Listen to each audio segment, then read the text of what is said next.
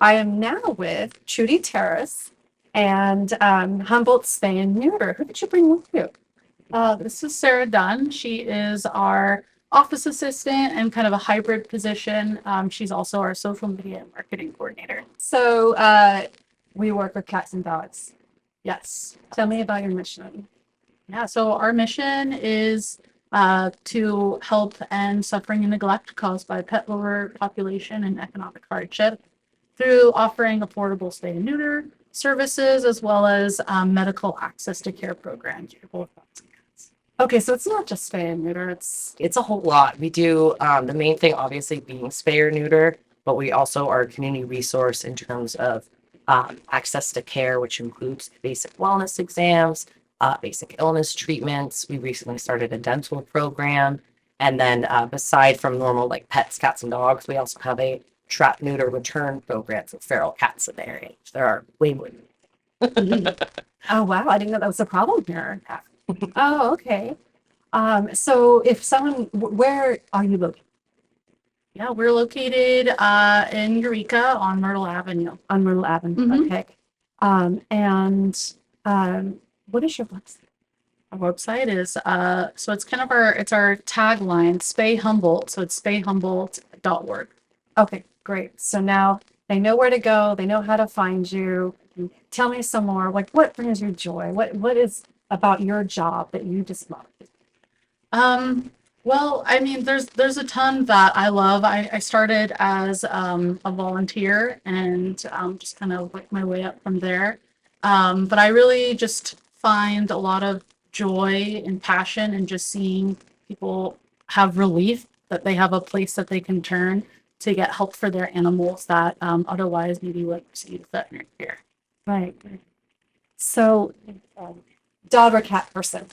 Ooh, that's a really good question. I would say I grew up a cat person, but then I got a dog. Now I'm a dog person, but then I also love cat. I'm T50. Hard to pick. What about you, Sarah? I was also a dog person, and after my most recent dog, I started working here, and in a year of working there, I now have 4 cats. I'm insane. So, what do you wish the general population knew about spaying and neutering your pets? I mean, it's it's technically a elective procedure, but it is so much more beneficial than that. There's so many health benefits associated with spay and neuter, as well as sort of like the public health, right? Like there's such a huge crisis in California, Humboldt County, the whole entire United States. So pet overpopulation. So, by way of spay and neuter, we help alleviate those unwanted dogs and cats. So I'm just thinking like in the zombie apocalypse, they're going to be overrun by dogs and cats. Yeah. Especially cats. There's a phrase breeding like rabbits. I feel like it should also be breeding like cats. Yeah. So by spaying or neutering the cat, you really are doing a broader service. Tell me more about that because I just don't know. Yeah. I mean, the main thing that, is kind of like a buzzword is rabies. It is prevalent in Humboldt County. And so the less, especially, pertaining to feral cats, less cats on the landscape that are just allowed to breed uncontrollably and not brought into veterinarian care, more potential for those diseases to spread.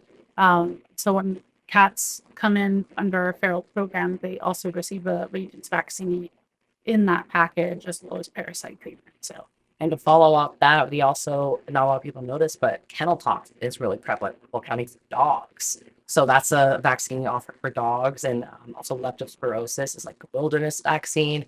There's wilderness everywhere you turn here. So us having those vaccines at an affordable cost and just always accepting new patients. What about like the things and ticks that These in Humboldt County, Uh-oh. they are almost immune to like almost every over-the-counter preventative that you can find. So getting a prescription was honestly like just the go-to method.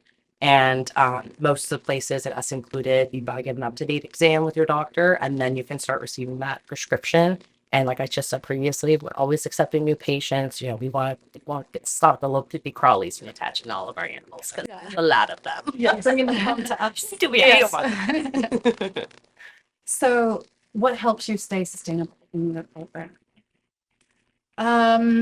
Yeah, so a lot of our programs are supported through community donations, also through local and regional and statewide grant opportunities, as well as service copays that clients, if they can afford.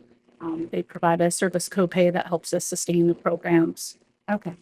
So it sounds like a little bit of sliding scale there, fee for service. Yeah, a also little bit, contributes. exactly. Yeah, a little bit of that. Definitely, our community support definitely helps us, extend those services outward.